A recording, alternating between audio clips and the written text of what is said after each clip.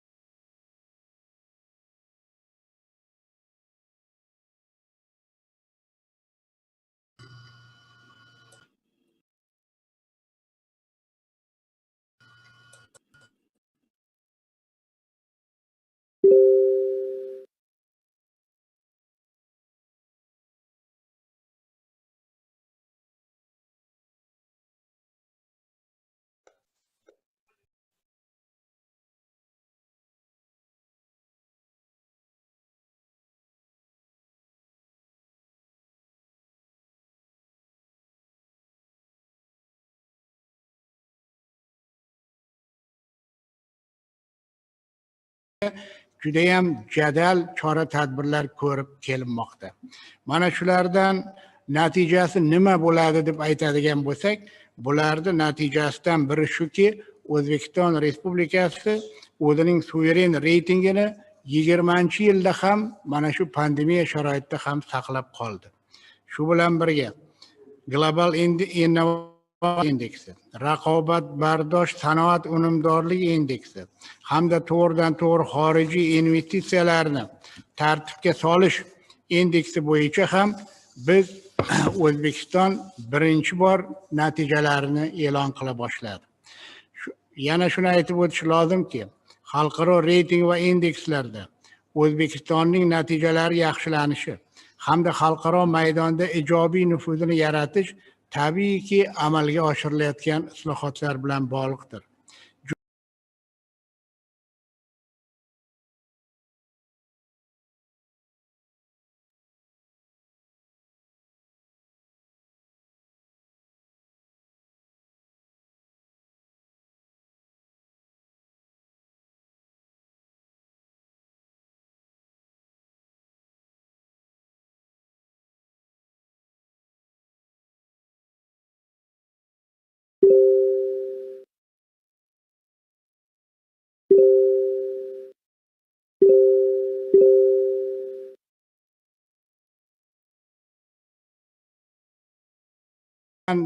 Katta ishlar qilindi. Biz o'zimizni mana shu sohada qilayotgan ishlarimizni yana ham davom ettiramiz. Keyingi masala bu davlat ishtirokidagi korxonalarni isloh qilishni jadallashtirish hamda davlat aktivlarini xususiylashtirish uchun tayyorlash va investitsiyaviy jozibadorligini oshirish choralari ham belgilab olindi. Bunda 32 ta yirik davlat korxonalari va xo'jalik birlashmalari transformatsiya qilinadi. 15 ta ko'chmas mulk obyektlari esa sektorga sotiladi. O'zbek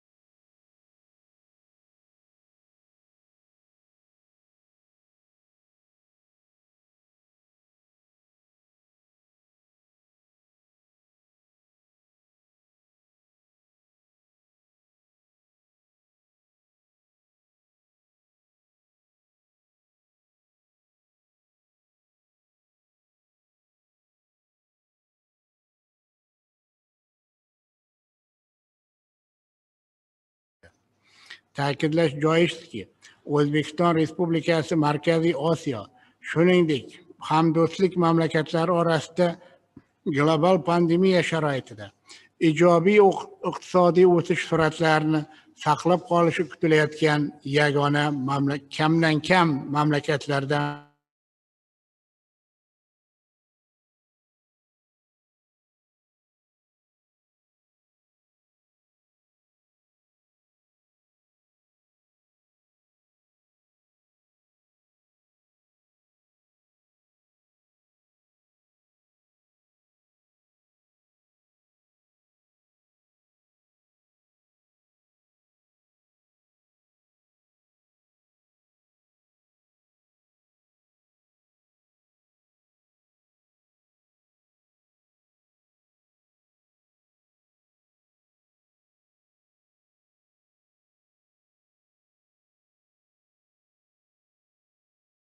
maxsus qarori bilan reytinglar bo'yicha komissiyaga Senatimizning rahbari hurmatli Tanzila opa Narbayeva tayinlandilar.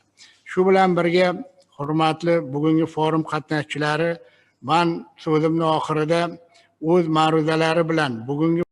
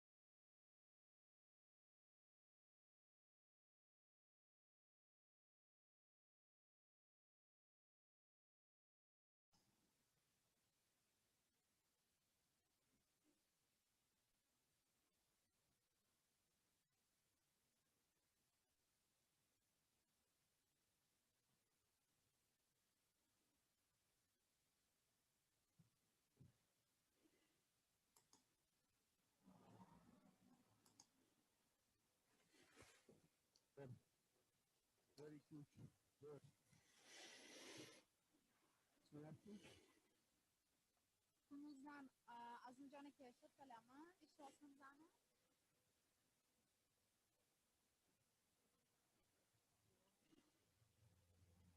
Azimjon aka Kun.uzdan ish vaqtimizmi islohot o'zidan o'zi bo'lmaydi. Yangilik ham, boshqasi ham bevosita qonun hujjatlarini qabul qilish orqali yuzaga keladi. Ya'ni u g'oya qog'ozga tushishi kerak. Bu yerda qonunchilik jarayoni yuzaga kelishi kerak. Bu jarayonda o'ziga yarasha qiyinchiliklari, o'ziga yarasha tartiblari va tamoyillari bor. Aynan mana shu tizimni biz yo'lga qo'yish bo'yicha mas'ulmiz.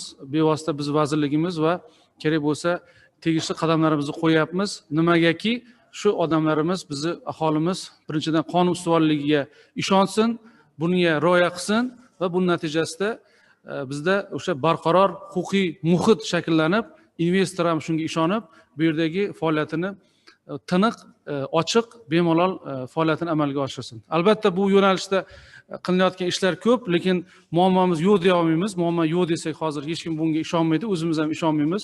Shuning uchun bu yerdagi bugungi kundagi biz qilayotgan ishimiz shu aniq bo'layotgan haqiqiy hayotdagi muammolarni qonun yo'li bilan hal qilishni ham bevosita oldimizga vazifa qo'yganmiz. Endi qonun hujjatlariga qaraydigan bo'lsak, juda katta islohotlar natijasida qonunchilikdagi aktlar soni geometrik progressiyada oshib ketdi. Buni aytishimiz kerak, chunki mana 10 mingdan ortiq oxirgi 4 yilning ichida hujjat qabul qilingan bo'lsa, qonun hujjati, qonunlar, qonun osti hujjati, prezident qarorlari, vazirlar mahkamasi qarorlari, bular mustaqillik davrida qabul qilingan hujjatlarning 30% ni tashkil etyapti. Oxirgi 4 yilda qabul qilingan hujjatlarning o'zi. Oddiy vazirlar mahkamasining qarorlari masalan qabul qilishi yiliga 3 baravardan ko'p oshdi.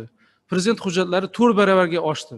Bu degani albatta bizga huquqshunoslarga bo'layotgan yuklamani keskin oshishiga olib keldi va o'ziga yarasha qiyinchiliklarni ham tug'dirdi. Shunga yarasha biz bo'layotgan qiyinchiliklarga, talabga yarasha ishlashga harakat qilyapmiz. Bu borada mana o'zimiz ham ishimizni qayta ko'rib chiqyapmiz. Ma'lum bir tamoyillarni ham shakllantirib oldik. Prinsipni, birinchi prinsipimiz bu qilayotgan yangiliklarimiz hech qachon teskari bo'lmasligi kerak, ya'ni yo qiyinchilik tug'dirmasligi kerak, byurokratiyaga olib kelmasligi kerak, ortiqcha boyagi talabni keltirib chiqarmaslik kerak. Mana hozir litsenziya bo'yicha Jamshid Amash aytgan misoli ham shunga juda aniq bir nima bo'la oladi, chunki bu yerda juda ko'p vazirliklarni kerak bo'lsa o'sha idoraviy manfaatlari bo'lgan bir sharoitda hukumat o'zini qat'iylik prinsipini bu yerda ko'rsatib, mana shunaqa prezidentimiz qo'llab-quvvatlab juda yaxshi o'ylaymanki islohot yuz beryapti. Mana buni 1-yanvardan keyin tadbirkorlarimiz bevosita his qilish kerak. Ikkinchidan biz aqlli tartibga bir konsepsiyani oldinga suryapmiz. Aqlli degan so'z juda ko'p ishlatilyapti har xil sohalarda. Biz oqilona shu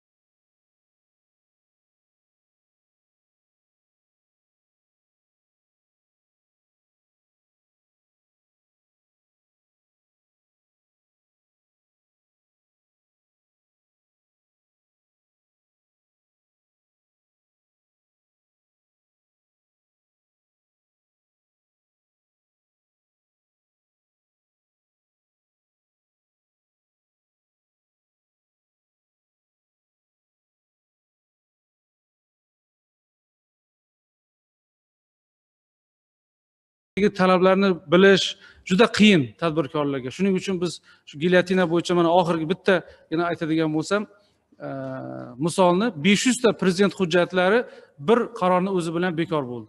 Xuddi shunday 2000 ta yana hujjat hozir hukumat darajasida ko'rib chiqilyapti. 2000 ta hujjat bugungi kunda ta'sir qilayotgan o'sha to'g'anoq bo'layotgan huquqiy hujjatlarni gilyotina o'sha prinsipi asosida biz yo'qotishni ko'zlayapmiz. Endi bitta yo'nalish bo'yicha aytmoqchi bo'lgan masalan shundan iboratki, bu butun bir sohani boshqarayotganda u Adliya vazirligi bu qonun hujjatlari bo'yicha ishlasa ham sohani siyosatini yuritmaydi. juda ko'p holatlarda bu davlat boshqaruviga bog'liq, shu sohadagi davlat boshqaruvini amalga oshiruvchi organlarni o'zini sohasidagi siyosat yuritishga biz huquqiy ekspertizasini asosan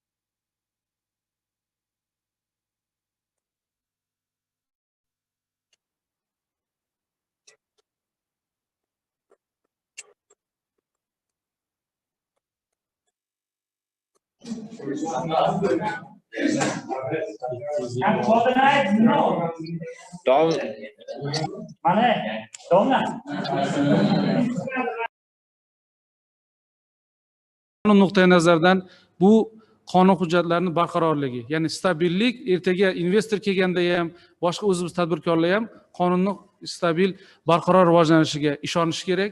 Undan keyingi narsa bu bir xilda qo'llanishi kerak. Sudlar ham, kerak bo'lsa prokuror ham, oddiy yurist ham yoki yuridik universitetni talabasi ham qonunni bir xil tushunib, uni ijrosi bo'yicha bir xil fikrga ega bo'lish kerak. Ana shunda yagona yondashuv asosida biz o'ylaymizki, qonun ustuvorligini eng juda katta, haddan ziyod ahamiyatga ega bo'lgan bitta prinsipi bor. Bu huquqlik degan, legal certainty deydi. Huquqiy aniqlik prinsipi ana o'shanda realizatsiya bo'ladi. Ya'ni odamlarni oldida kutayotgan huquqiy munosabatlarni oldindan prognoz qila olish imkoniyatini biz berishimiz kerak. Umuman olganda xalqaro indekslar bo'yicha biz bitta narsani har doim aytib kelamiz. Indekslardagi qandaydir o'rnimiz bizga to'g'ri ahamiyatga ega, lekin provard maqsad emas. Provard maqsadimiz hayotni yengillashtirish, bu yerda tizimni liberallashtirish va o'zimizni davlat organlarining mas'uliyatini oshirib, samaradorligini oshirish. Shuni qilsak,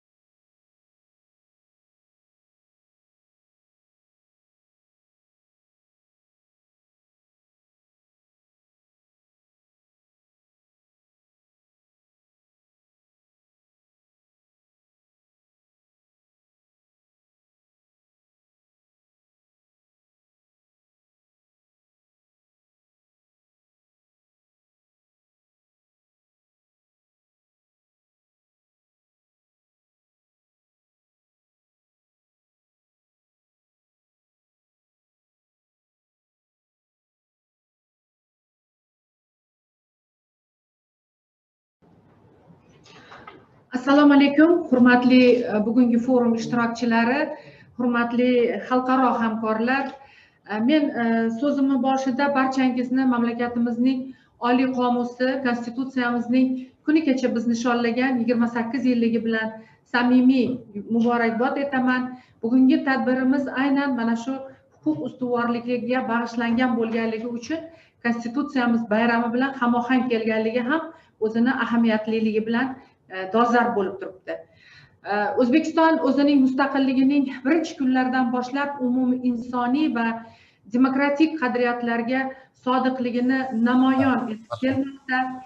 Fuqarolarning fundamental huquqlarini ta'minlash, fuqarolarimizning hayoti, erkinligi, sha'ni, qadr-qimmati, boshqa daxlsiz huquqlarni himoya qilish borasidagi davlat siyosati davlatimiz rahbari Shavkat Miromonovich Mirziyoyev rahbarligida yangi yuqori bosqichga ko'tarildi. Inson huquqlari bo'yicha O'zbekiston Respublikasining milliy strategiyasi qabul qilindi. Milliy davlatchiligimiz tarixida ilk bor mamlakatimiz Birlashgan Millatlar Tashkilotining inson huquqlari bo'yicha kengashi a'zosi bo'ldi.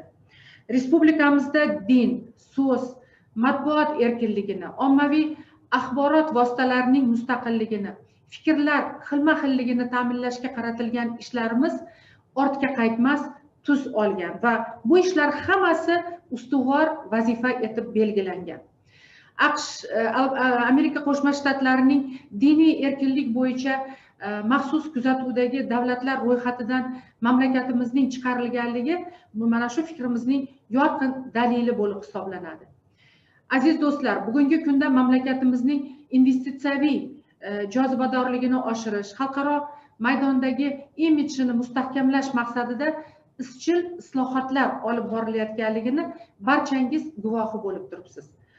Amalga oshirilayotgan keng ko'lamli islohotlar ustidan parlament nazoratini ta'minlash orqali mamlakatimizning xalqaro reyting va indekslardagi o'rnini yaxshilash maqsadida mutlaqo yangi mexanizm joriy etildi.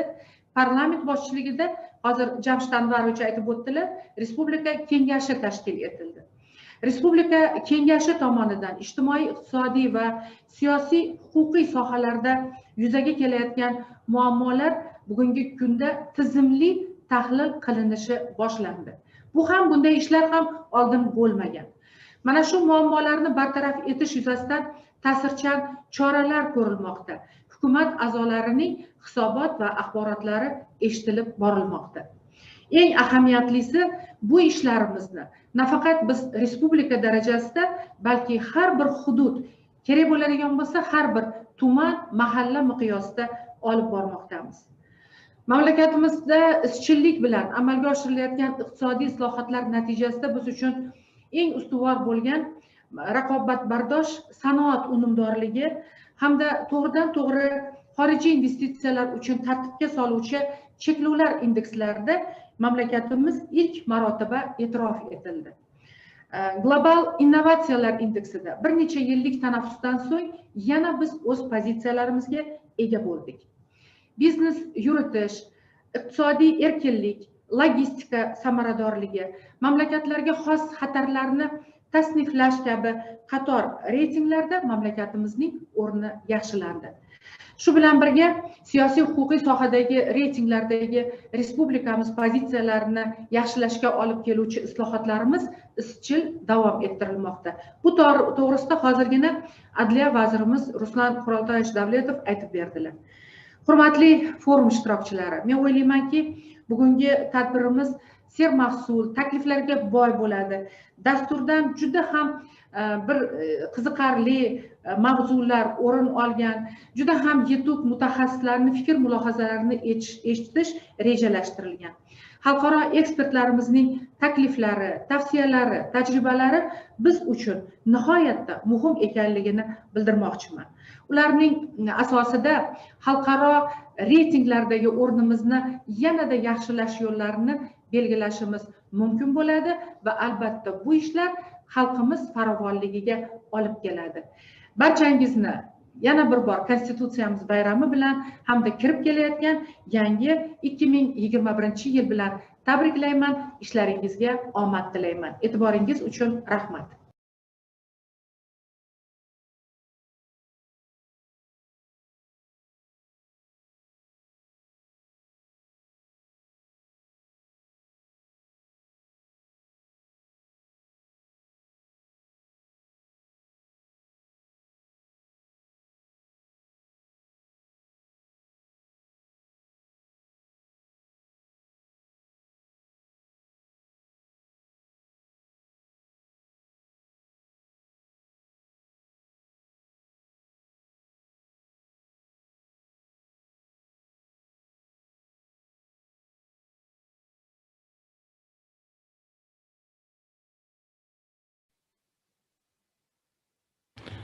Akmal Xolmatovich, marhamat.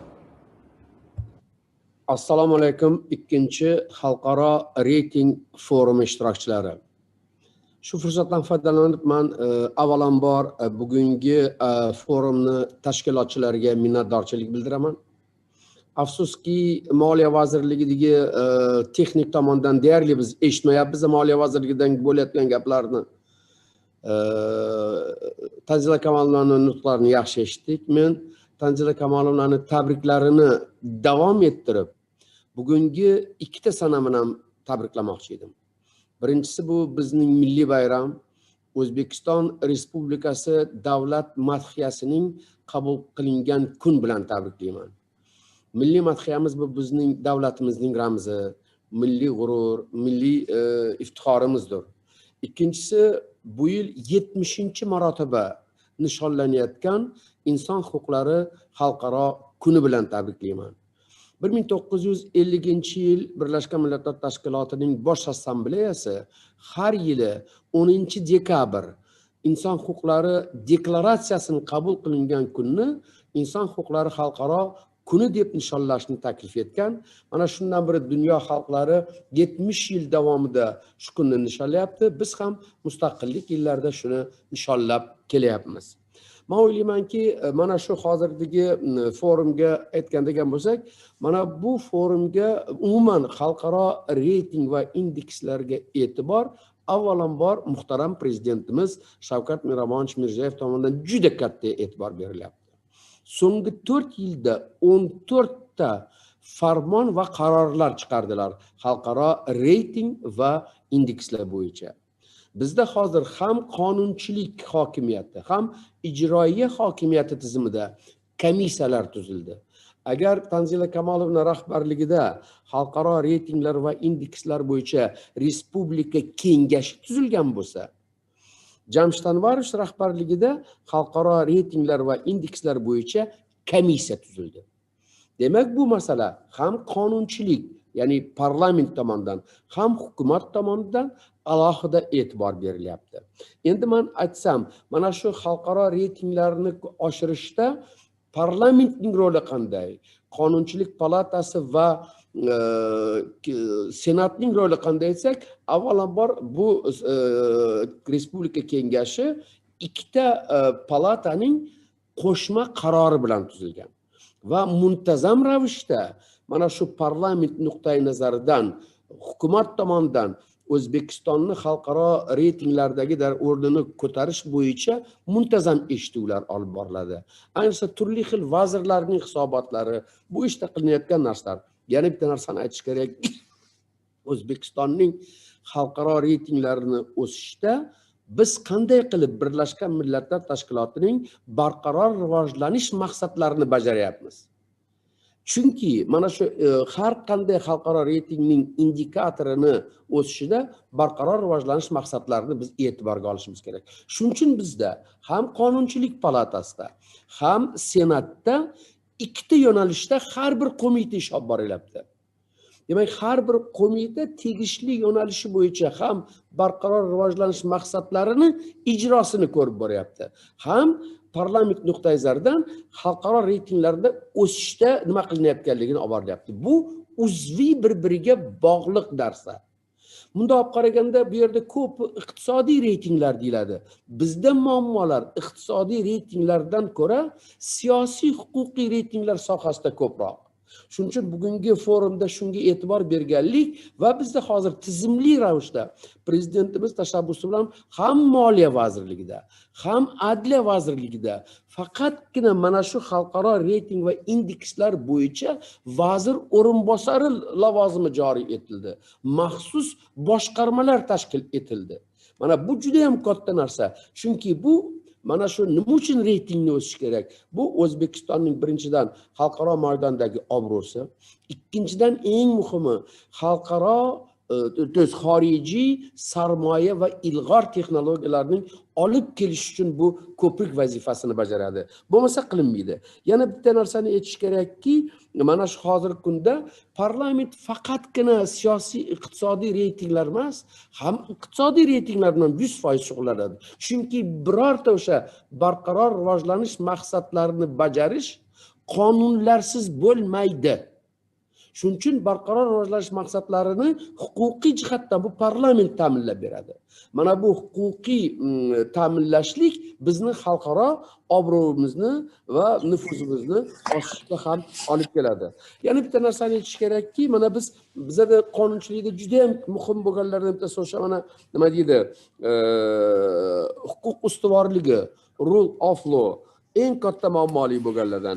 Ikkinchisi o'sha boyagi jahon mamlakatlari demokratiyasi institutlari. Biz bularga ham katta e'tibor berishimiz kerak. Chunki bularsiz. Yana bitta narsa aytish kerakki, Qonunchilik palatasida biz siyosiy reytinglar bo'yicha ham nafaqat qo'mitalarimiz, balki siyosiy partiyalarning fraksiyalari ham katta e'tibor beryapti. Shuning uchun mana bu biz Qonunchilik palatasida va Senat bilan birgalikdagi va Respublika kengashida bu masalaga ustuvor e'tibor beramiz va bugungi dastur menga juda ham ma'qul tushdi. Ham iqtisodiy sohada, ham ijtimoiy sohada, ham siyosiy huquqiy sohasidagi indekslarimizni o'sishida eng muhimi xalqaro darajadagi talablar va xorijiy davlatlarning ilg'or tajribalarini ko'rib chiqishligi biz uchun juda ham foydali deb bilaman. Men shu fursatdan foydalanib Qonunchilik palatasi nomidan bugungi xalqaro reyting 2-forumiga katta muvaffaqiyatlar tilayman. E'tiborlaringiz uchun rahmat. Kamal Xolmatovich, kattakon rahmat. Thank you so much for your comments. Next speaker is Sergey Guriev, professor who understands our region and Uzbekistan very well. And obviously his views is very important in terms of our transition and in terms of our reforms. Professor Guriev, please. Thank you very much for inviting me to this forum. Indeed, it's a great honor to speak here, and I really appreciated the opportunity to speak in the panel session, in the plenary panel.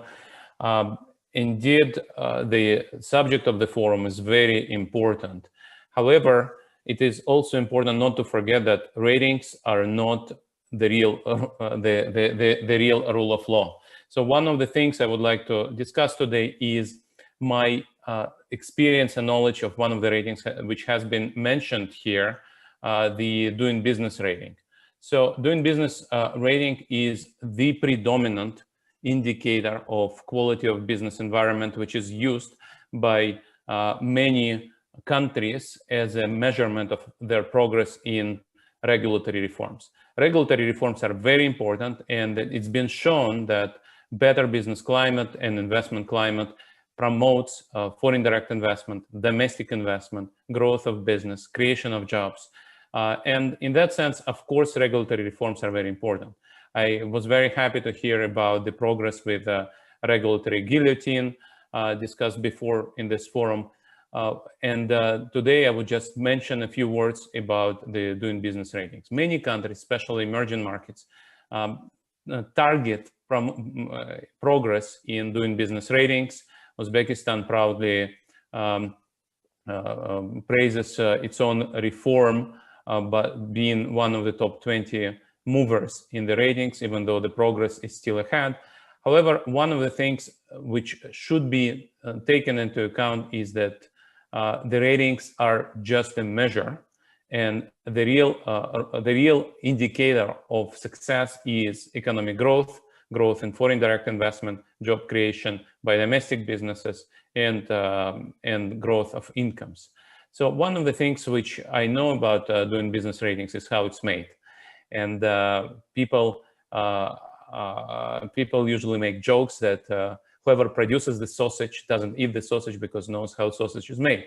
I won't go that far in terms of doing business ratings, but still I really recommend everybody to look into the description and small print in doing business ratings. So what happened to me was in 2012, the World Bank has decided to revise the methodology of doing business ratings and possibly even remove the overall ratings of doing business. And so the president of the World Bank, Dr. Kim, created a task force, an international task force led by a South African politician, Trevor Manuel, and I was one of the members of this task force. So for a year, a group of people have worked with the team of doing business ratings with outside stakeholders, with the World Bank staff and board directors to understand whether the doing business ratings are actually useful for measuring progress regulatory reforms in emerging markets. And my conclusion is doing business ratings are positively correlated with progress in reforms. And countries should look at the ratings. However, countries should look at the small print as well. So the way the doing business ratings work, they evaluate experience of a certain kind of businesses. And in order to make international comparability, doing business ratings look at a specific kind of business. And if you read the reports, you will see that it's a special business, usually a limited liability company, say 5 founders with income like this, size like this, rental demands like this. And this is done exactly in order to make doing business ratings comparable. And yet the problem is that this case study, the specific firm for which they measure the cost of, for example, starting a business or getting a credit, this firm is, of course, not representative of business in Uzbekistan, or for that matter, of majority of countries. And that's why I really think that countries which target promotion, their progress in their ratings, are correct. However, they should not target the ratings only. The unidimensional focus on progress in doing business ratings is may become misleading. We read about countries which made a lot of progress, become top 10, top 20 countries in doing business ratings. And these are the countries which still have high level of red tape, high level of corruption, and low level of foreign direct investment. And that's why, in addition to doing business ratings, it is important also to ask businesses. And I know that Uzbekistan now has Foreign Investor Council. We also, when I worked as chief economist of EBRD, we also ran a BEPS survey, enterprise survey, business environment and enterprise performance survey, where we would ask businesses on the ground. In that case, we would run a representative survey of businesses in all economies where we worked, but also in Uzbekistan. And I know that the report based on the last round of the survey is being prepared. It is also important to talk to business associations at all levels, large businesses, medium-sized businesses, small businesses, and hear from them to what extent the progress in doing business ratings actually reflects the progress in regulatory environment and business climate. And in that sense, I think what Uzbekistan has done in recent years in reducing barriers and getting higher in doing business ratings is impressive. Even though if you read the doing business report, there is much more to be done, especially in crossing border subjects and so on. But I think what is also important is not to forget that it's just a measure, and it's just a one measure. And when you think about improving business climate, you need to think about other indicators. And also, most importantly, you need to hear from the business itself, hear whether the business is actually seeing these differences, and ask business what kind of demands have to be made. Talking about regulatory guillotine, I unfortunately, as other speakers, was not able to hear the whole presentation about the regulatory changes during this forum because of technical issues. But I think one of the things is not to stop regulatory guillotine once it's done, but make it a permanent process where business associations would raise issues constantly and say this regulation is problematic. Can you please run a regulatory impact assessment and check if this regulation can be removed? And there are different ways to organize this permanent procedure, but usually it's done through a special regulatory impact assessment office, which looks at regulations one by one and produces assessments. And these assessments often result in the need to remove the regulation. And unless this regulation is defended by any other agency in the government, the regulation should be removed. And I think this thing is very, very important. We know that regulations emerge constantly, and businesses should always have a channel to the government to ask questions, to raise questions why this regulation is needed and whether regulatory impact assessments should be conducted to make sure that this regulation is actually in net terms producing benefits rather than costs to this business and society. So let me stop here once again. Thank you for an opportunity to speak in this very important forum, and let me wish you luck and success in future regulatory reforms, as we know that those are very important for economic growth and development. Thank you. Mr. Guriev, thank you so much for your comments. And clearly, some of the things that you've mentioned is among top priorities of this government. Together with the Ministry of Justice, of course, there's a lot, especially on the regulating and improving the business climate. There's a lot of focus and emphasis, especially in terms of listening to people, listening to the businesses throughout the country. Next speaker, Hanan Ahli, she's Acting Director of Federal Competitiveness and Statistics Center, United Arab Emirates. She will talk about human capital. Before I give the floor to her, let me quickly tell that Hanan herself and the Federal Competitiveness and Statistics Center is a good friend of us. Very good help that we received from the early days of working on international ratings and indices, and something that we're very, very grateful to our colleagues at the UAE for all the support and mentorship so far. And Hanan, please. Thank you, Edelbek. It's always good to see you again, and I hope one day we see each other physically. Salam alaikum, everybody. It's a pleasure to be here with you today, and thank you so much for the invitation on this panel. And Uzbekistan and UAE relationship is very strategic for us, and we appreciate also the hard work of the Uzbekistan team on the international ratings. Working with such a fascinating team is an eye-opener to all of us, and there are a lot of common grounds of learnings and exchanged practices that both countries has benefited from. In terms of, and I would like to also wish you a happy National Anthem Day for Uzbekistan. The United Arab Emirates founding father Sheikh Zayed bin Sultan Al Nahyan once said, "A nation's true wealth does not lie in its currency.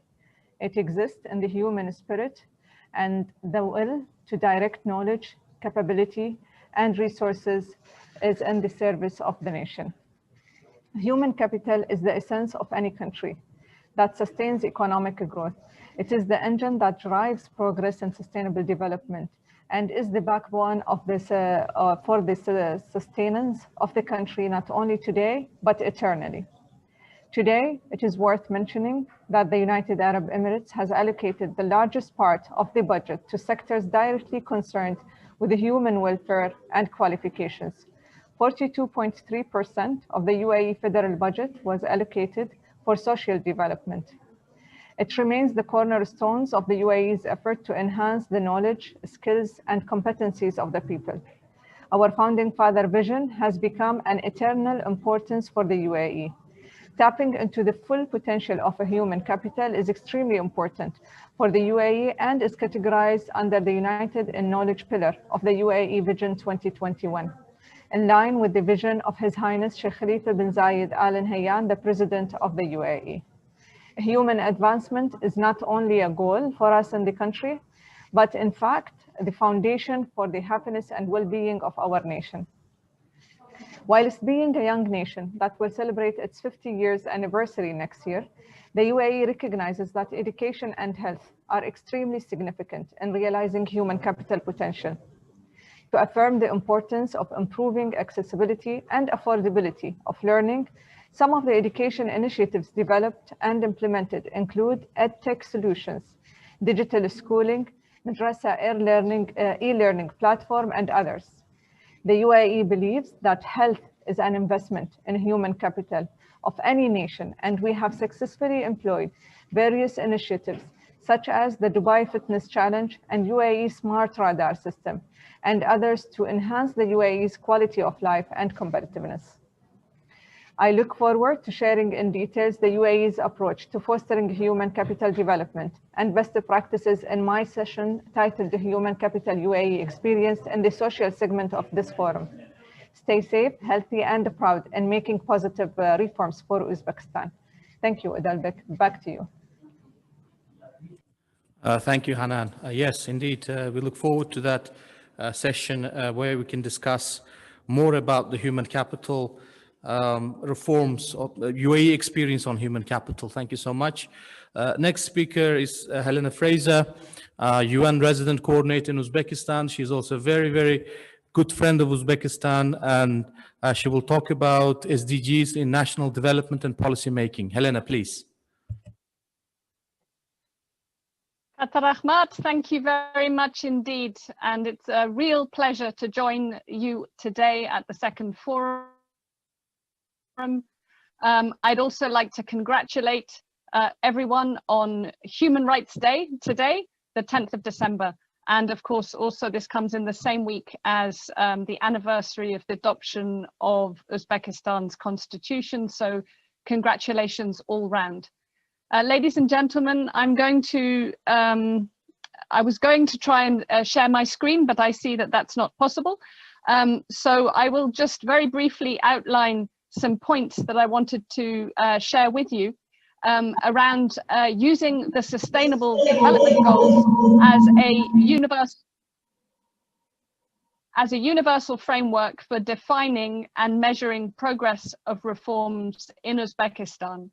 And my friend and colleague, Professor Saidov, already mentioned this, and I think it's really important to emphasize that this is a partnership that stretches across the government, across the Senate, the legislative chamber of the Oli Majlis, but it also extends to the wider international community, development partners, and importantly, civil society. And this is because the Sustainable Development Goals are universal, adopted by all 193 states and major international development institutions and donors, supported by businesses, academia, civil society, and really the fruit of extensive collaborative consultation.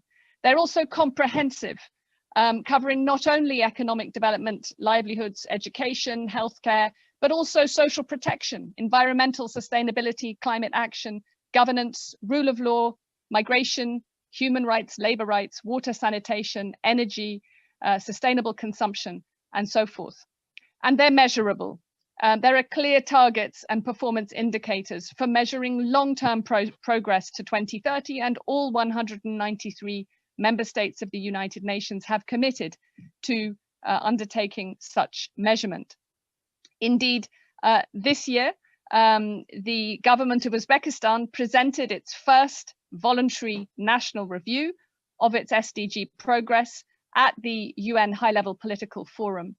And this follows 2 years ago, the creation of a National SDG Council chaired by Deputy Prime Minister Xalqaro, the adoption of a roadmap for implementation, the integration of many of these targets and indicators into national strategies and programs, and earlier this year, the launch of a bicameral parliamentary commission on SDGs, chaired by Madame Narbayeva, to whom we're also very grateful for her leadership in ensuring parliamentary oversight of these important long-term objectives. Now, Uzbekistan is currently ranked as 66th out of 193 countries in the Sustainable Development Solutions Network ranking. This is not an official UN ranking, but it's in partnership with parts of the United Nations. And it provides, I wanted to show you this, this particular slide, but I'll share it with the organizers afterwards. It provides a very helpful overview, not only of current challenges in Uzbekistan's SDG progress, but also the trends. And for example, on SDG 1, reduction of poverty, Uzbekistan is clearly on track to maintain its SDG achievement. On SDG 6, water and sanitation, the same. However, and on SDG 5, gender equality, moderate improvement is noted. But there are areas where there is a perceived stagnation, and this dashboard gives a useful overview to policymakers, decision makers, but also civil society, media, academia, to understand areas where increased, reinforced joint action is required. For example, in the area of addressing hunger, in the area of addressing sustainable consumption, and so forth. And I think this is, oh, it looks, maybe I am allowed to share my screen now. Yes. Okay. I don't know if that's working, but here is the slide I am referring to. Yes, we can see that, yes. Shows you. Yes, great. So you see here the current assessment and the trend. And I think that's really a useful way for the government and partners to review the overall trajectory. Uzbekistan is perceived to be making good progress on a number of tracks. There are challenges, and that will be no surprise. And I'm going to focus very briefly on a couple of the challenge areas. One area is data. Now, there's been an almost doubling of data available in the last 12 months, which is a tremendous appreciation to the work of Goskomstat. And that's available on the National SDG portal for Uzbekistan. It's now available for about 100 SDG indicators, up from 33% last year. But there are still data gaps in environment, gender, inequality, governance, and human rights. But excellent commitment by the government to addressing these gaps through the population and housing census, the agricultural census, surveys on poverty and inequality, gender equality, including gender violence, and quality of public services. There are three areas I want to quickly flag as also of interest for looking at the lens of Uzbekistan's progress in achieving its reform objectives. Gender equality, a huge amount of progress has been made, including on the legislative context, also women in parliament, and the draft gender equality strategy. However, closing the gender gap further in Uzbekistan could result in an increase of 5% of GDP, according to an ILO study. And so there's more to do.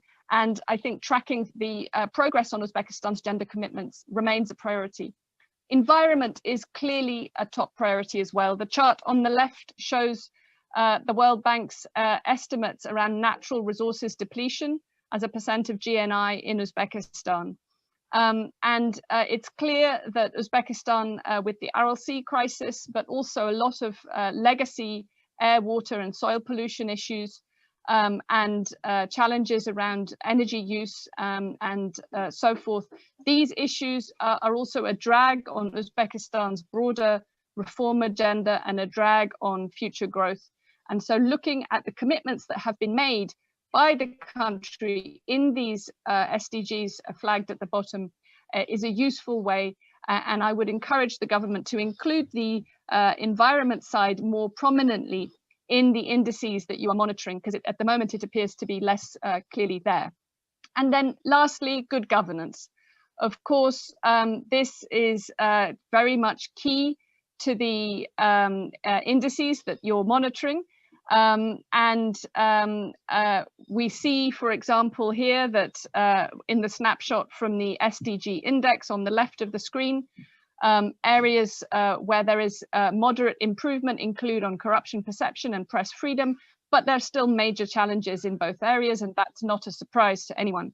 And of course, the role of civil society and inclusion of civil society, business and citizens in decision making is also an issue to be focused on. So in closing, let me just say this is, again, a tremendous opportunity. We are very happy with the deep partnership we have with the government on tracking the SDGs and ensuring that we work collaboratively across development partner community to address gaps in data collection, but also to help accelerate achievement against these very important commitments. Thank you again very much for the opportunity, and best wishes for what promises to be a really rich afternoon. Thank you so much, Helena. Next speaker is Dr. Vusal Gasimli from Azerbaijan. He will talk about the economic reforms management model of Azerbaijan. Dr. Gasimli, please.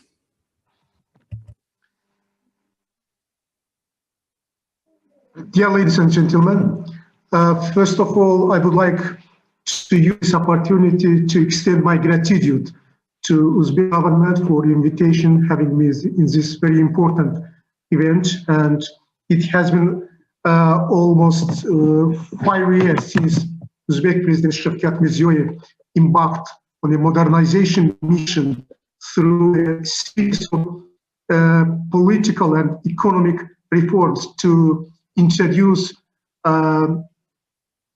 Uzbekistan in global arena and to attract investment. And in this case, I would like to congratulate our Uzbek colleagues on these achievements. And using this opportunity, I would like to congratulate my Uzbek brothers on National Anthem Day. Do you see my presentation? I shared my presentation. Yes, we can see you, the presentation. Thank you very much. Thank you very much. And let me switch to my country, Azerbaijan's economic reforms governance model. Our motivation for deepening economic reforms, first of all, create a new qualified model of inclusive economic development, because international rankings are not the final, let's say, target for in front of government to reach. The final target, of course, sustainable economic development. And we use international ranking as a tool to achieve, to measure, to systemize our activities towards economic reforms. Obtain additional opportunities for sustainable development of country is very important, and from that point of view, economic reform supports this target as well. We mitigate the risk of oil price volatility to the economy. I know this is the case for Uzbekistan to diversify economy and to reach international markets. Adapt to new challenges originating from economic phenomena in the world. Set up direct linkage and mutual alignment amongst current, mid, and long-term periods of socioeconomic development. Enhance diversification opportunities of the country, improvement in performance assessment of public programs, desire for leaner government, and need for transparency in the assessment of social programs and improve services. In this slide, you see how to say new reforms model framework of Azerbaijan. And this is a new model, the commission created by Mr. President, aiming to address 3 key pillars, including effective coordination, continuous collaboration, and inclusiveness via 2 fundamental enablers, including agile institutional framework and innovation and technology, to realize government's aspirations to further improve business environment. By the way, I see this is might be some challenge like Azerbaijan for Uzbekistan as well. Sometimes it is very difficult to find out a common denominator between agile management and strategic planning. And it depends on situation, and time by time, effective coordination creates opportunity for, how to say, to meet agile institutional framework and strategic management. In this slide, you can see a realization of government's key aspirations, 7 key elements under the 3 pillars. First of all, organizational pillar. As I mentioned, Central Commission was created by Mr. President in 2016, and we have 19 working groups covering all fields introduced by Doing Business, Global Competitiveness Report, Global Innovation Report, so on. And these working groups provides all required information analytical framework for the facilitation of Central Commission. Process as a key pillar targets improvement in reform process, coordination among institutions, analytical benchmarking tool, innovative communication platform, and innovative engagement platform. Here we introduce our new institutional framework and Commission on Business Environment and International Rankings, as I mentioned, was established for the implementation of the new reform model. All functional works of the Commission are coordinated and supported by the Center for Analysis of Economic Reforms and Communication of Azerbaijan Republic. The Commission established a Secretariat Office and 19 working groups as key organizational governance elements. Working groups were established for each major areas of business environment. In this slide, we introduced just a linear government and 3 main reforms. First of all, business environment analysis, and then preparation and review of suggestions, and the last one, implementation. By the way, Center for Analysis of Economic Reforms and Communication is engaged in business environment analysis, first of all, and after implementation, we provide monitoring and evaluation of all state programs, including strategic roadmaps of Azerbaijan, which give us big data for data-driven decision-making. Data-driven decision-making is very important for economic reforms process in Azerbaijan. In this slide, we just introduce one working group's activities. As you see here, our working groups covers consulting business, public unions, business association, government institutions, civil society organizations.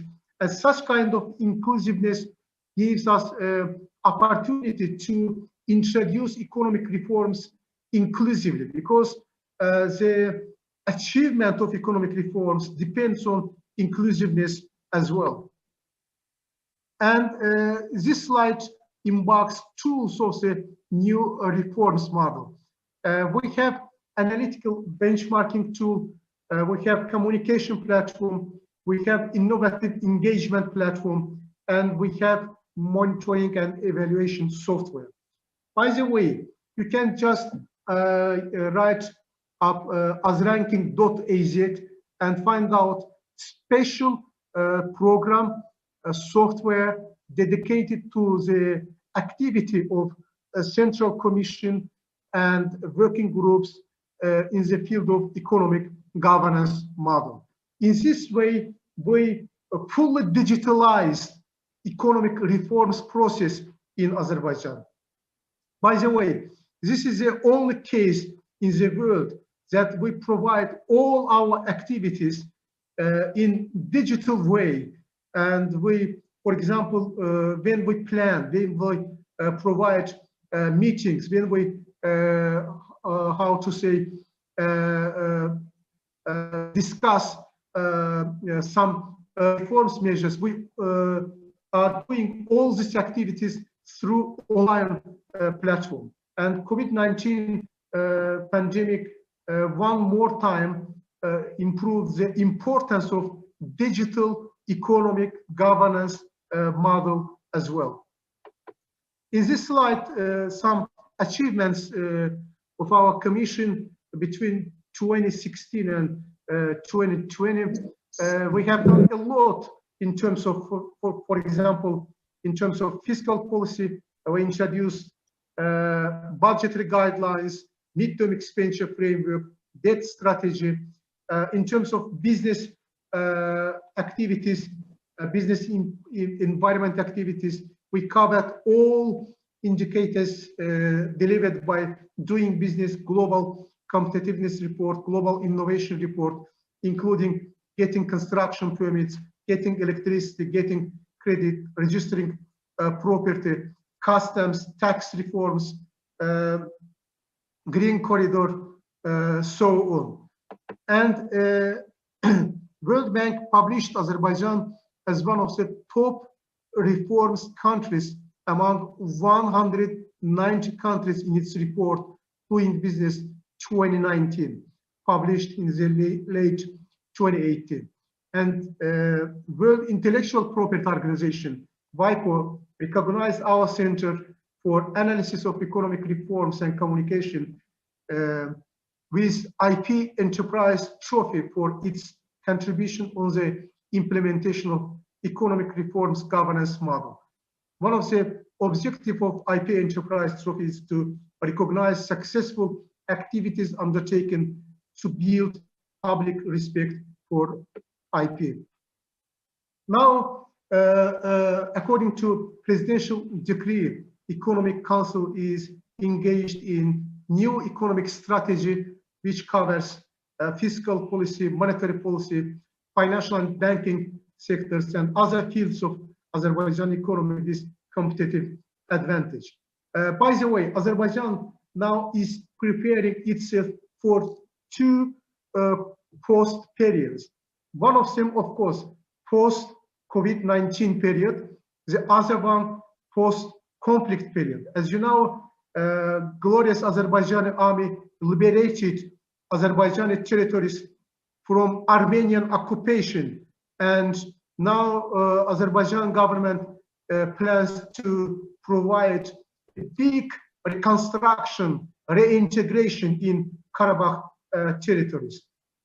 So this was my the last slide, and I hope after these discussions we will have more opportunity to share our experience with Uzbek colleagues, Uzbek brothers, and to provide some joint activities, might be joint research, joint events in order to empower each other. Thank you very much.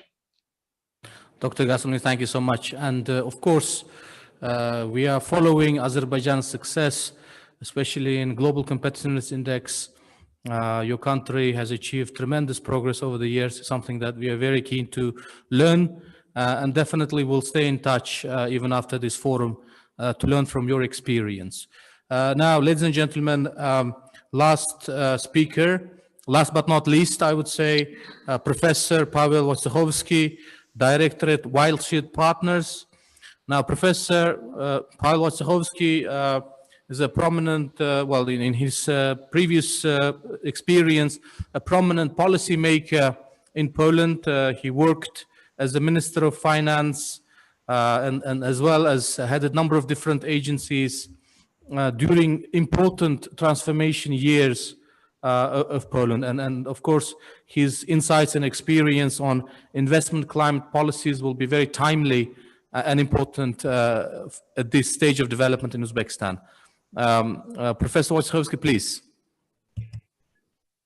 Dear Chair, thank you very much. I will try to share the screen first of all. Okay. Yes.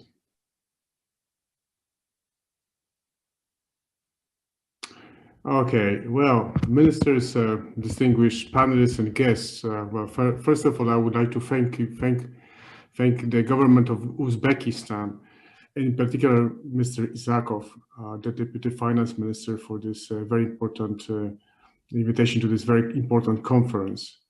Well, I am honored to have an opportunity to share with you my personal experiences on how to improve investment climate, together with some experiences from the Dutang, I would say, the Walshik partners.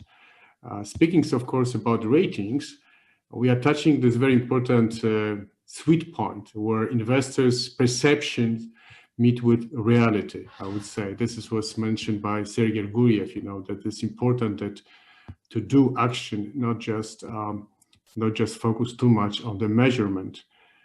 So the sound policies implemented matter a lot, not just the rankings, which are measurements.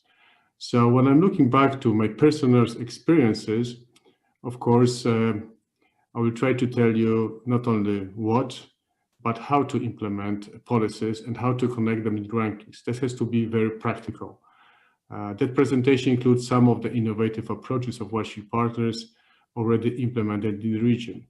So I wanted to show this slide to testify that throughout my career, I look at different perspectives from different angles and realize that when investors are asking for policy direction, just announced by the government, first thing comes to mind is whether it brings an improvement to investment climate, but right away on how and when it will be implemented, and whether this proposal is coherent, sound, and will become a reality, and just not stay on the paper.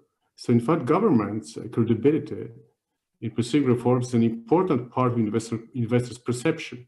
So it is so important that the government communicate effectively, not only what they're doing, but also how they are doing reforms. My various experiences come from business administration, international organizations. First, before I started my government perspectives, I was the investment director and CEO of 3 asset and fund management companies. Then I worked as Minister of Finance and the head of investment promotion agency. So I listened to investors. Pavel, sorry to interrupt. We can't see the slides. I thought you wanted to open your presentation. Yes, I did. Did I? It's not visible to us, at least. Okay, just. Can you reopen it, please? Okay, reshare it. Okay. Now, how is it? Now, no. Yep. Now we can see it. Thank you. Okay, so as I said, I was in business, asset management, funds. Then I moved to government positions, Minister of Finance, investment promotion agency, and look and work for many international organizations, including the OECD as well. And so, of course, with some of the international organization comes the issue like with wonderful SDGs, for example, that was presented here. But the question is how to do it, how to implement those reforms. And of course, I work with Eurasia regional programs as well for the region, for Central Asia. But of course, it's not enough to come up with some policy advice, but it's very important to think about how to do it. So when I look at the slides, the presentation of 3 components, first I would like to look at the lessons learned from the Polish transformation part in general. Second, on indices, what matters today in the epidemics reality, and I will use some examples of the Walshik's investment opportunity index. Further, I would like to show you also another index that was developed at Walshik's that apparently matters even more to Uzbekistan, which is called Global Labor Resilience Index. It was developed with cooperation with Sir Christopher Pissarides, the famous LSE economist awarded with the Nobel Prize in economics 10 years ago. The index is very important today as we need policies that will build more resilient labor market, but also it's especially important for countries like Poland and Uzbekistan, as the economies of those countries and investments are based primarily on the attractiveness of the labor market. We should have an updated version of this GLRE index during the WEF conference, not in Davos now, but in Singapore, as you know. Now, looking at the measurements, it's important is, are we catching up? When we discuss the transition or transformation of the economy, still the king is GDP per capita. And so the investors look both at the same time as indices today, but at the trend, capturing GDP per capita, purchasing power parity. Are we catching up? Usually it's comparable to the United States. Obviously, from this ranking, you can see the winner, clearly winner is China. But in the post-Soviet bloc, the experiences are quite diverse, starting from the point which is much lower of Uzbekistan, but also Ukraine and Poland had pretty much the same level of development about 30 years ago. But you can see a catching up effect of Poland, but not as much as Ukraine. Of course, Russia rose 20 percentage points of catching up, but like Kazakhstan, is mainly due to large extractive industries. But even Hungary, is much less successful as the progress is relatively small. Poland jumped 20 percentage points, whereas Hungary just 5 percentage points. It tells you that success does not depend that much on geography, but geography can help. Well, looking at Poland, Ukraine, Uzbekistan, they do depend primarily on the labor market. So I would like to stress very much the efficiency-driven perception of investors as opposite to resource-driven perception of investors that would invest in Russia or Kazakhstan. Now, my lessons learned are quite simple. Well, need predictable government policy, a coherent one with key 4 areas. Still must focus on sustainable public finances, as the cost of external capital could be excessively high and strangle the development. Second, is targeting the investment climate for the business at the same time to encourage investment savings in the economy.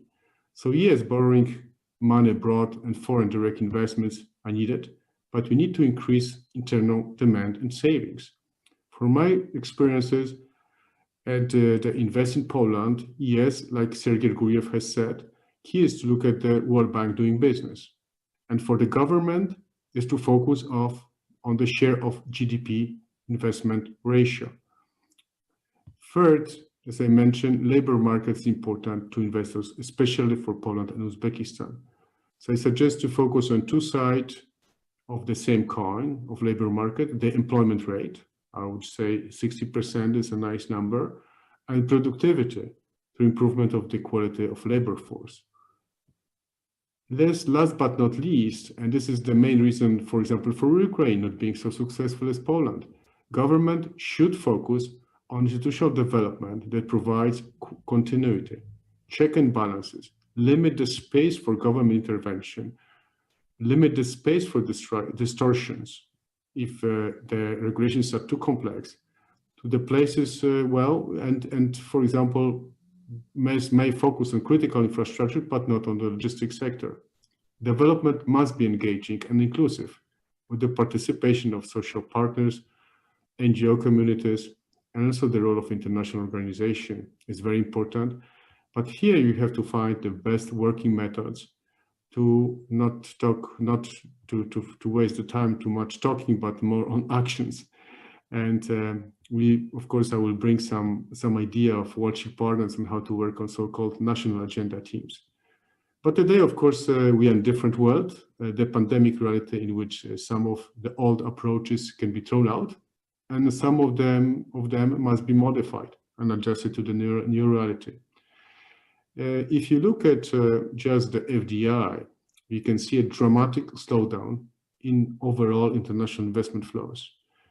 Well, this is forecasted data from IMF World Outlook database, UNCTAD World Investment Report of 2020. Economic COVID crisis shock to the economy will cut the total investment almost by half. The portfolio investments will fall by 52% within the 2-year period to 2020-2021, whereas the FDI will fall by 40% in this period. As widely developed an index. Where are the opportunities in which countries and in which sector? The winners on the slide you can see clearly are Switzerland and Singapore. It is interesting to note that those two countries are almost the same countries who are the winners in the Global Labor Resilience Index. This is this is not coincidence. The resilient labor market, high productivity growth are the key drivers in creating opportunities for new investments.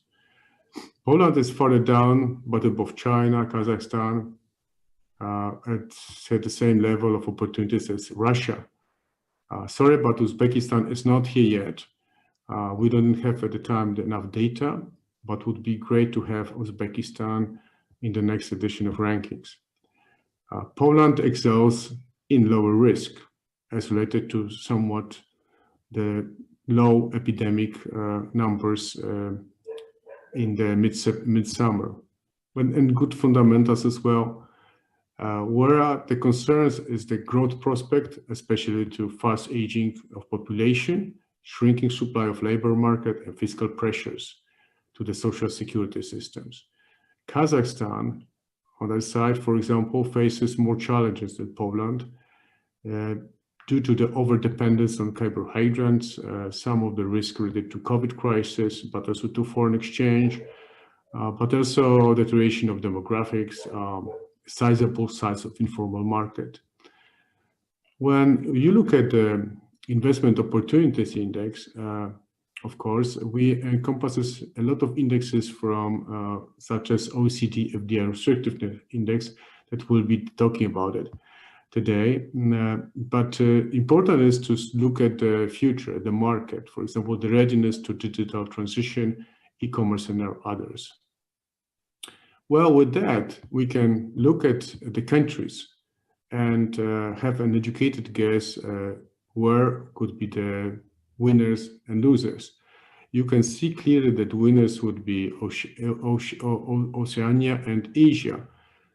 Asia with strong markets and low risk, with focus on digital logistics, will push and provide more opportunities in maybe as well in Central Asia. That's a quick some of the questions I would like to ask. Well, information from UNCTAD on which sectors are performing well globally in terms of FDI attraction.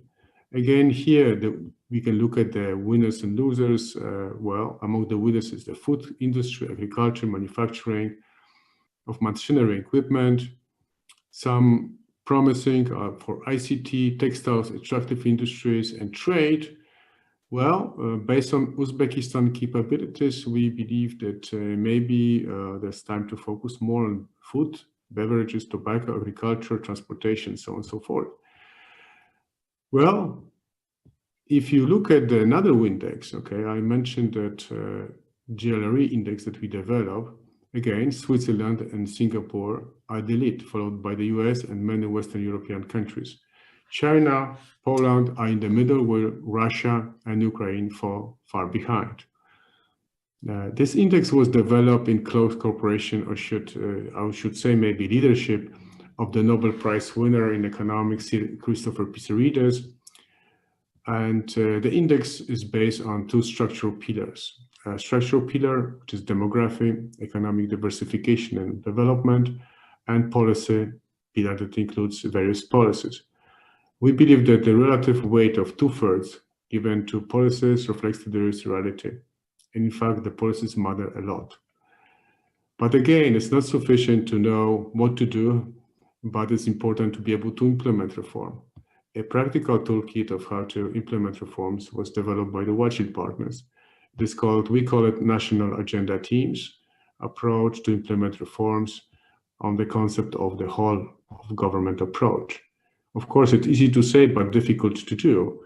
We need to establish the relationship, transition from vertical control interaction to horizontal, in which teams are made up of functional members, then facilitate the role of the going down with top-down, not top-down approach, but with bottom-up approach, in which the team members can set goals themselves, identify possible problems, and take up steps to address them. Well, the teams need autonomy, so the people are acting independently, and making the process of agility. Instead of project management, it's an agile approach is used. So this is the idea that was developed, for example, for Kazakhstan at the national level, but also at the city of Nur-Sultan. Well, hopefully I was able to tell you that good policies matter a lot. It's not just about ranking, which is measurement, in improving investment climate in particular. High investments is good for development, but important is that we should focus a lot on the labor market, where both on employment and even more on employability. Most policies cannot stand alone or to be fragmented, so need horizontal approach, the whole of government approach. This is equally important is the question on not only on what to do, but on how to do reforms. If you need quick wins, start with the right approach, based on robust policies and solid practical tools. Avoid wasting times for not well-prepared ground for reports. Otherwise, you end up with vicious cycles of impossibilities. Better to turn to the positive spiral with well-designed process. So I would like to say that, I visited, of course, on occasion, I visited Tashkent twice. I was very touched by the friendliness of Uzbek people. I've learned that Uzbek people are hardworking, and that gives a great future, their capital for the future. I wish you a lot in pursuing reform and congratulate all reformers for the hard work. And I thank you very much for your attention. Thanks very much, Pavel. Very insightful presentation. Now, this concludes our speech in the panel plenary session of our forum. Let me open the floor to question and answer session. One thing I want to tell everyone that our dedicated sessions are starting from 3 p.m. Economic session and social sessions starting at 3 p.m. and political and legal sessions, law sessions are starting at 5 p.m. So I would like to invite all people interested, journalists, experts to these sessions as well, as we'll have prominent speakers, several prominent speakers in each of the sessions. So now let me open the floor to questions that can arise here in the studio or online. For those participating at Zoom meetings, if you can please let us know via chat message that you have a question to ask, then I will hand over to some of you. I don't think we have time for every question. I'm sure you'll find more answers in the sessions, but we'll try to address some of the key questions here. Thank you so much.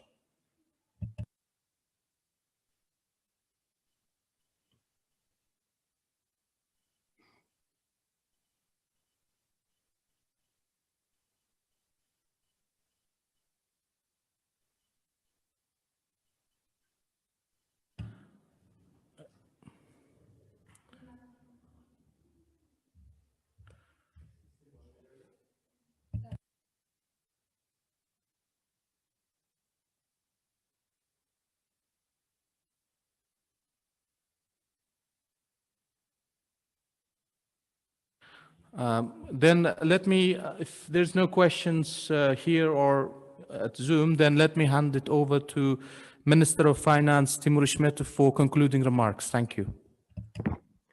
Thank you very much for participation to all our guests.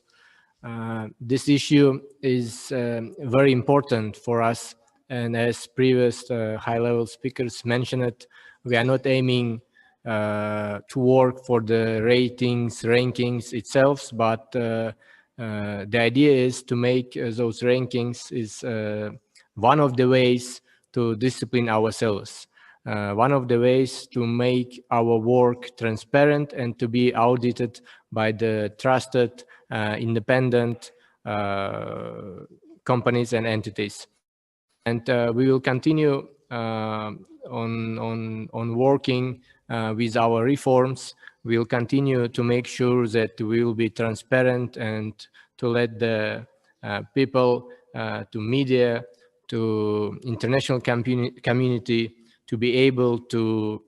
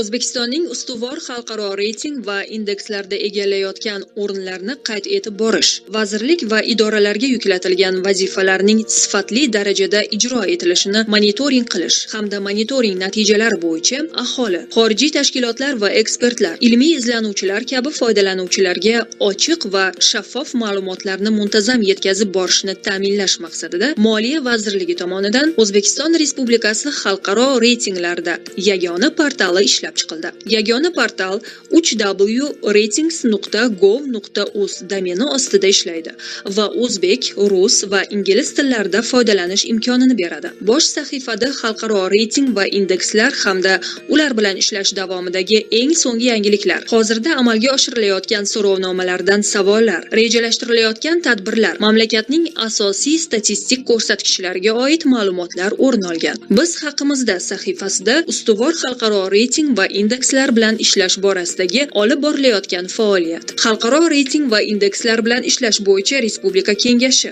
hamda ustuvor xalqaro reyting va indekslar bilan ishlashni muvofiqlashtirish bo'yicha komissiya a'zolari to'g'risidagi ma'lumotlar keltirilgan. Yagona portalning faoliyat bo'limida xalqaro reyting va indekslar bilan ishlash jarayonlariga oid eng so'nggi yangiliklar, mas'ul organlarning yig'ilish tafsilotlari to'g'risidagi ma'lumotlar joylashtirib boriladi. Mazkur bo'limda mamlakatning 2030-yilga qadar xalqaro reyting va indekslarda erishish yuzasidan samaradorlikning eng muhim ko'rsatkichlari, KPI'lar to'g'risidagi ma'lumotlar ham o'rin olgan.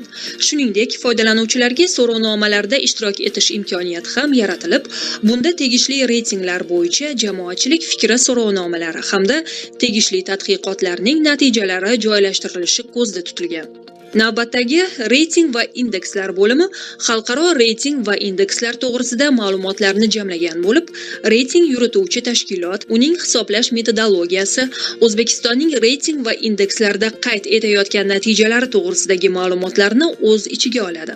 Qo'shimcha ravishda interaktiv xarita, jadval va grafikalar orqali bir paytning o'zida bir nechta davlatlarning ko'rsatkichlarini taqqoslashingiz va turli xil tahliliy ishlarni amalga oshirishingiz mumkin. mumkin. Yagona portalning back-end qismida xalqaro reyting va indekslar bo'yicha qabul qilingan normativ huquqiy hujjatlar, jumladan O'zbekiston Respublikasi Prezidentining farmon va qarorlari, Vazirlar Mahkamasi, Respublika Kengashi tomonidan berilgan topshiriqlarning ijrosi monitoring qilib boriladi.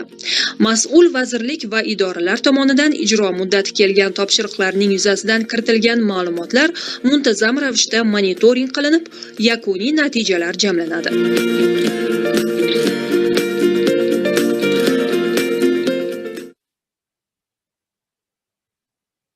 This now concludes the plenary session. Thank you very much for everyone participated with their insightful comments and speeches. Thanks again and see you all at the sessions.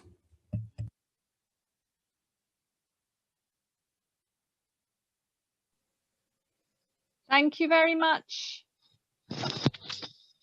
Thank you. Thank you.